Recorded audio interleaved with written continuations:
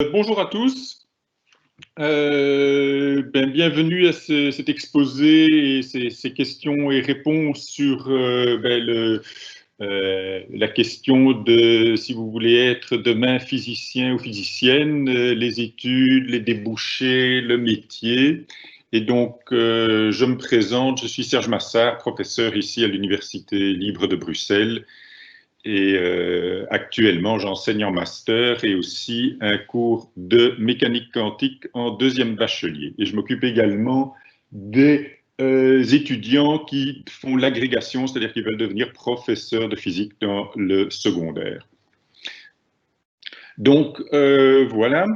Voici d'abord pour commencer à introduire tout le domaine, voici quelques physiciens célèbres que vous reconnaîtrez peut-être. Stephen Hawking, Feynman, l'un des physiciens les plus célèbres du seconde moitié du XXe siècle, Albert Einstein, Marie Curie, Isaac Newton, enfin vous en connaissez certainement plein de physiciens. Et on va voir un peu dans cet exposé quel est un peu le métier de physicien et qu'est-ce que c'est que la physique, comment est-ce qu'on raisonne en physique et les différents aspects du métier de physicien. Et donc, comme il y en a plusieurs, finalement, on va parler plutôt des métiers de physicien, de ce qu'on peut faire en étant physicien. Puis, on parlera un peu des études de physique et des débouchés des études de physique. Alors, quelques mots sur qu'est-ce que c'est que la physique. La physique, c'est une science expérimentale. Vous voyez par exemple ici des personnes qui font des expériences de physique atomique qui en fait impliquent la manipulation de très nombreux faisceaux laser pour manipuler les atomes. Et voilà une belle expérience de physique en cours de réalisation.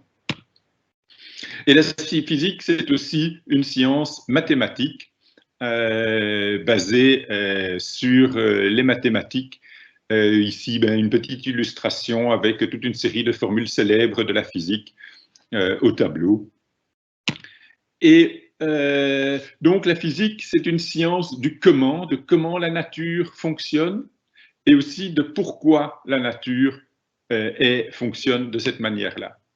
Et l'idée sous-jacente à la physique, à cette science, c'est que tous les très grands nombres de phénomènes, tous les phénomènes observés par les expérimentateurs sont en fait le reflet de quelques lois sous-jacentes qui sont simples et qui permettent d'expliquer toute une énorme variété de phénomènes avec quelques hypothèses. Et cette simplicité n'apparaît que dans le cadre abstrait des mathématiques.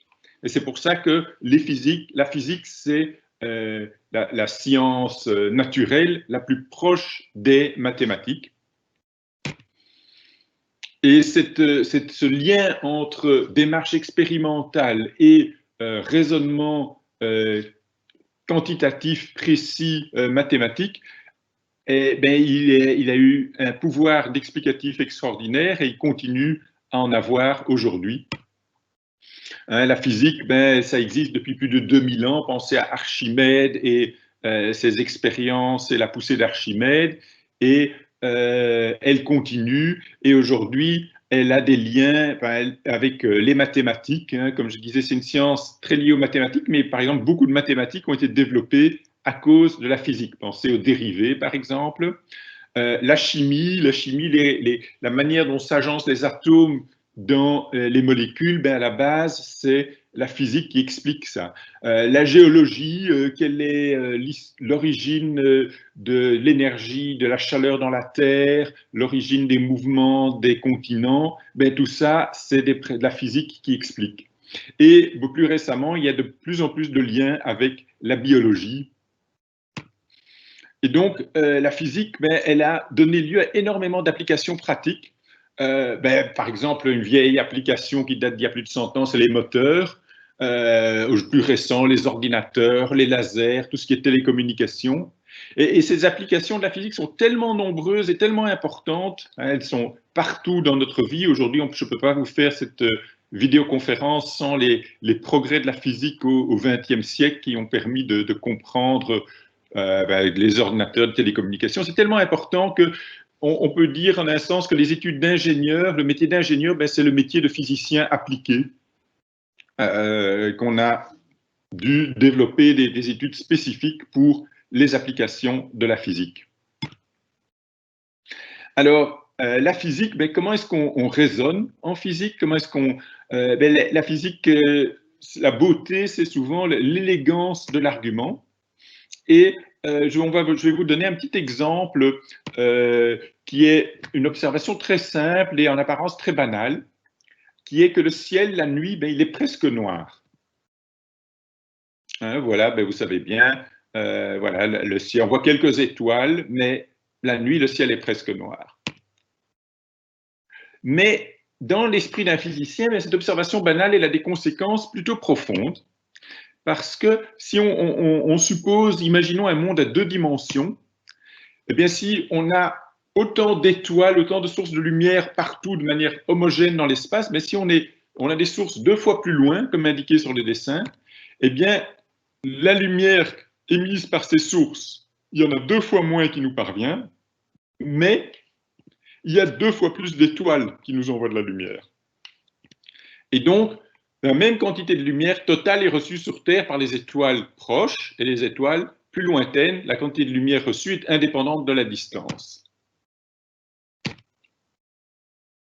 Alors, dans un monde à 3 dimensions, c'est notre monde réel, bien, si on est 2 fois plus loin, les étoiles, on reçoit des étoiles 4 fois moins de lumière et il y a 4 fois plus d'étoiles sur une sphère. La dimension de la sphère est multipliée par 4, la surface de la sphère est multipliée par 4 si on multiplie son rayon par 2.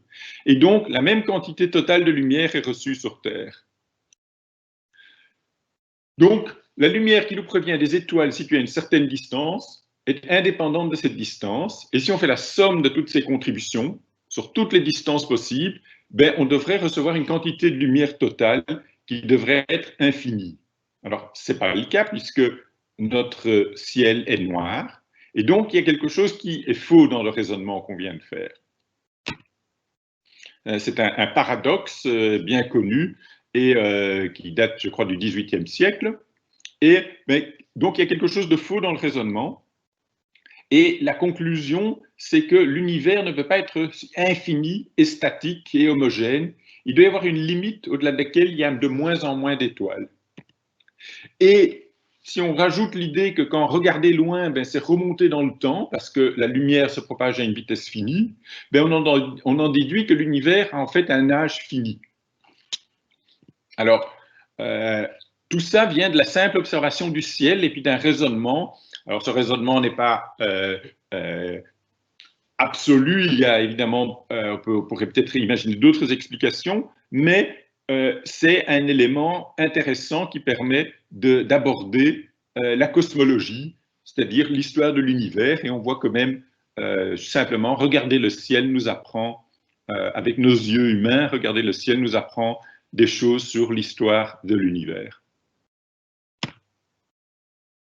Alors, le physicien, il y a de nombreuses manières d'être physicien, de faire de la physique, et la démarche fondamentale est toujours la même. On poursuit des buts communs, on essaye de comprendre le monde, mais il y a moyen de faire ça de nombreuses manières différentes et en ayant des talents très variés. Alors, par exemple, parmi mes collègues, il y en a certains qui sont théoriciens et qui aiment les mathématiques, l'abstraction, penser, confronter ses idées. Il y a aussi des physiciens expérimentateurs qui aiment le concret, qui aiment se confronter au réel, qui aiment construire des choses, qui aiment avoir des données qui viennent de leur expérience.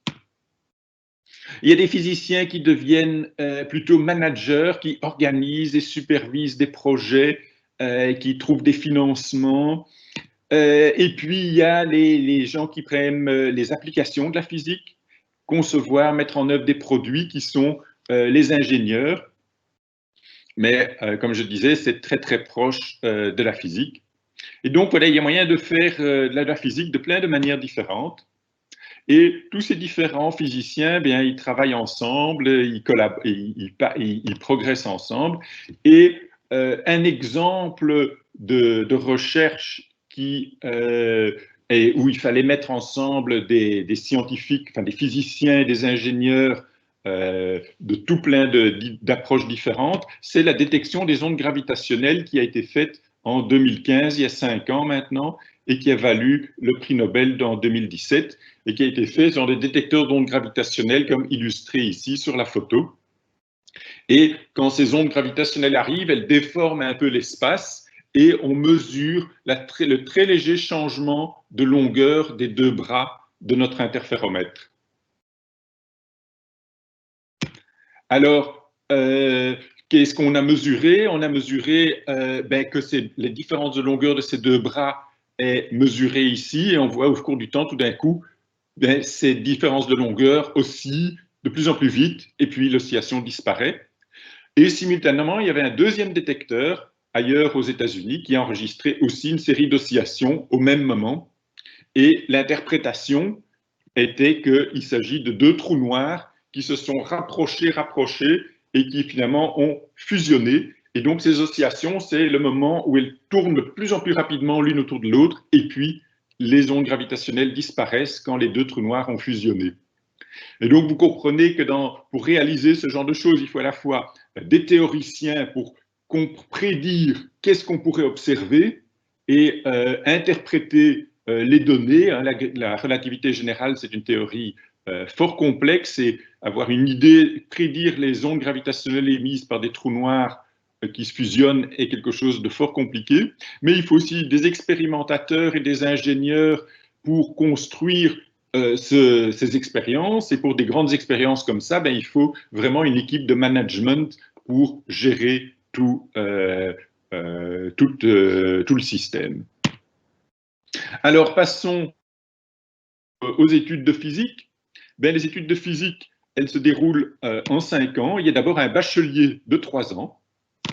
Dans ce bachelier, vous avez une première année où vous avez de la physique générale et aussi des mathématiques et de la chimie. Et puis, vous avez une deuxième année où on approfondit la physique, on a toujours des cours de mathématiques et on a une introduction à la physique moderne, par exemple le cours de mécanique quantique que j'enseigne en deuxième bachelier.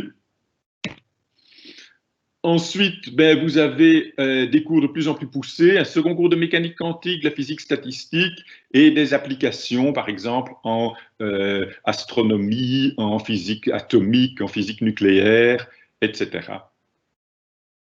Et donc, cela vous amène vraiment à plus ou moins la frontière de la physique, vraiment vous donne une base très solide en physique pour pouvoir aborder un master après le bachelier qui se fait en 2 ans. Et là, vous avez des cours avancés par exemple, relativité générale, théorie quantique relativiste, des cours de physique plus expérimentale, il y en a aussi en bachelier. Et vous avez en deuxième année de master un mémoire qui prend la moitié de l'année. Alors, les études de physique sont longues, 5 ans, c'est pas rien dans une vie. Elles sont difficiles, c'est pas des études faciles, mais ce sont des études passionnantes. On apprend énormément de choses sur la nature, sur les principes qui régissent la nature, comment ça fonctionne. C'est vraiment passionnant. Et pour réussir ces études, il faut d'abord être vraiment intéressé par le sujet, hein, être, comme moi, passionné par la physique. Et deuxièmement, être bien préparé. Et la préparation vraiment importante, c'est le bagage mathématique, parce que, comme je l'ai déjà expliqué, la physique, c'est une science très liée aux mathématiques. Et à l'université, on va vraiment utiliser les mathématiques pour faire de la physique. Il va y avoir un aller-retour constant. Et plus vous êtes formé en maths initialement, plus vous aurez facile surtout pour la première année, mais aussi pour aborder les cours de mathématiques. Et donc, si ces conditions sont réunies, n'hésitez pas à vous lancer et à être ambitieux avec ses études de physique. Alors, quelques mots sur les débouchés de la physique. Les débouchés de la physique, il y en a un premier ensemble de débouchés qui sont ceux qui sont directement liés à la physique. Le métier de physicien, les métiers d'enseignant, de professeur dans les écoles secondaires ou dans d'autres domaines de l'enseignement, et toute une série de postes techniques de haut niveau où vous êtes plutôt entre physique et donc la recherche dans l'industrie, mais là on est entre physique et recherche appliquée. Donc voilà, il y a une série de métiers qui font directement appel à la physique elle-même. Et puis, il y a aussi toute une série de choses qui utilisent les connaissances et les capacités que vous avez acquises durant vos études de physique. Donc, les compétences générales qu'on acquiert en physique sont en fait très utiles et très recherchées. On apprend la rigueur et la précision, comment modéliser des systèmes complexes, comment essayer d'aller à l'essentiel et de prendre un système très compliqué et d'essayer de le réduire à son essence. On apprend comment se former continuellement à de nouvelles techniques. Et donc, ces qualités, elles sont rares et recherchées, et la physique pousse vraiment très loin ce type de connaissances et de formation. Et là, ça amène toute une série de débouchés. Par exemple, en finance, il y a tous les débouchés dans les banques et les industries financières qui utilisent des physiciens parce qu'ils ont les capacités à la fois mathématiques et d'abstraction dont ils ont besoin, les assurances, du conseil. Il y a beaucoup de débouchés liés à la programmation et à l'informatique parce qu'il y a beaucoup de problèmes, par exemple en informatique, où il faut vraiment bien comprendre le problème qu'on essaye de résoudre. Et il vaut mieux avoir une formation de physicien et puis appliquer les concepts dans un programme qui n'est finalement pas tellement compliqué qu'être informaticien, mais pas arriver à comprendre le problème qu'on veut essayer de résoudre. Et donc, ceci ouvre toute une série de postes de haut niveau partout dans le monde. Donc voilà, si vous faites des études de physique, vous avez à la fois un élargissement de votre compréhension, de votre connaissance de la nature et de très larges possibilités au niveau professionnel. Voilà. N'hésitez pas à vous inscrire l'année prochaine et je vous remercie pour votre attention. Je suis là pour répondre aux questions s'il y en a. Secondaire pour oui, j'ai pas entendu.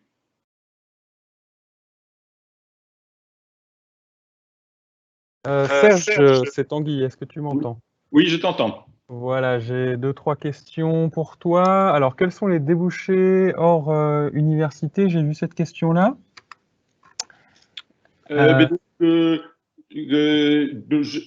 Hors université, en fait, il y a une toute petite fraction des physiciens qui finalement font des thèses de doctorat et redeviennent professeurs de physique dans l'université, mais il y a plein d'autres débouchés. Il y en a un qui est que j'ai mentionné dans ma présentation, hein, donc il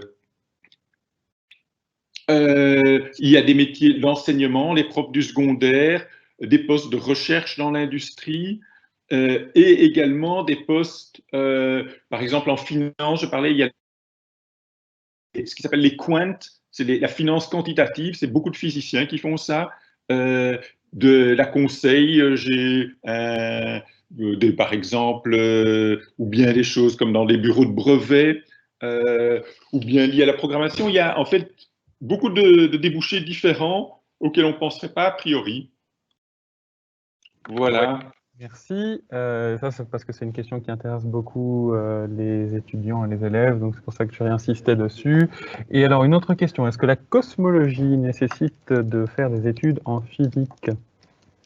Alors, pour la plupart, enfin, oui, la cosmologie est très liée à la physique. C'est-à-dire que, en tout cas, pour bien comprendre la cosmologie, il faut comprendre la relativité générale et qui est vraiment une théorie physique avancée, et il faut comprendre aussi souvent plein d'aspects, par exemple de physique des particules, des aspects liés aux étoiles qui sont aussi liés à l'astrophysique. Donc la cosmologie, c'est vraiment un sous-domaine de la physique en plein, quoi. Ok, merci. Alors, une autre question. Quelqu'un qui demande confirmation. Donc, est-il possible d'enseigner dans le secondaire après des études de physique? Alors oui, en fait, au niveau master, on peut faire un master de deux types. C'est le vrai dans beaucoup d'études. On peut faire un master, ce qu'on appelle didactique ou fondamental. Et le master didactique, eh bien, vous avez un peu moins de cours de physique, mais vous avez par contre des cours de pédagogie et des stages d'enseignement dans les écoles. Et après ça, vous avez le diplôme requis pour enseigner dans les écoles. Si vous ne le faites pas, que vous faites le diplôme, un master approfondi, alors vous pouvez faire c'est plus ou moins une année d'études, mais ça peut se faire surtout en cours du soir, qui est de l'agrégation de l'enseignement secondaire supérieur et qui permet aussi d'enseigner dans le secondaire. Super, donc plusieurs méthodes pour y arriver. Encore deux questions, allez, une que je vais quand même lire, mais c'est plus pour en rire un petit peu. Peut-on devenir riche avec un diplôme de physique? Alors, oui, je dirais que si vous voulez devenir riche et que c'est pas nécessairement les études qu'il faut choisir, allez plutôt faire des études à Solvay, mais il y a des physiciens qui sont devenus très riches. Un exemple, par exemple, c'est quelqu'un qui a c'est Monsieur Simons, qui a son nom associé des théories de physique des particules, la théorie de Chern-Simons, mais qui, après avoir fait la théorie de physique des particules, donc, je connais son nom de la physique, il a fondé un des premiers hedge funds aux États-Unis dans les années 70, et il est devenu multimilliardaire. Voilà, et c'est l'une des personnes qui a initié l'utilisation de techniques et d'idées venues de la physique en finance. Voilà, c'est un exemple, mais évidemment, il en existe toute une série d'autres de physiciens qui deviennent plutôt entrepreneurs et qui gagnent bien leur vie. Mais voilà, les études de physique, de toute façon, c'est des études qui vont vous mener à une carrière où vous gagnez un salaire de très bon niveau. Ouais. Ok, merci. Comme quoi la physique mène à tout. Alors je vois qu'il y a une guerre mathématicien-physicien qui se prépare puisque l'intervenante suivante, Mélanie Bertelson, nous dit que Jim Simons est mathématicien, mais on vous laissera régler ça entre vous. Une autre question par rapport à la physique, y a-t-il des échanges Erasmus en physique? Alors oui, on a un programme Erasmus et donc on encourage les étudiants à aller faire une partie de leurs études à l'étranger, généralement en master. Mais tout à fait, c'est tout à fait encouragé.